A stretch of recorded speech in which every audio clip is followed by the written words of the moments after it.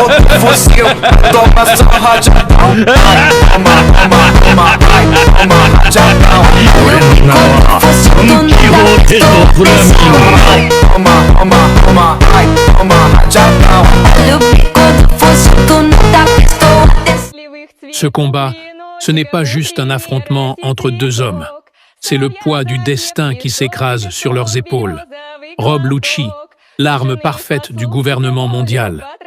Un prédateur froid, façonné pour tuer sans émotion, sans hésitation. Sa force est brutale, implacable. Il incarne la loi d'un monde où seuls les plus forts survivent.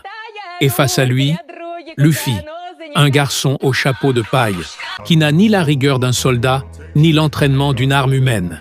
Mais il possède quelque chose que Lucci n'a jamais connu. La volonté de protéger ses amis, au prix de sa propre vie. Chaque coup porté est un cri. Chaque chute est une promesse de se relever. Leurs poings s'entrechoquent comme deux idéaux en guerre.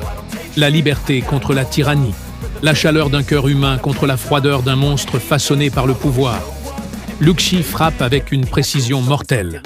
Mais plus il écrase Luffy, plus la détermination du capitaine brûle. Car Luffy n'a pas le choix. Il doit gagner. Il doit briser ces murs qui enferment Robin. Alors, même couvert de sang, même au bord de l'effondrement, il se relève encore. Parce que ce combat n'est pas seulement le sien.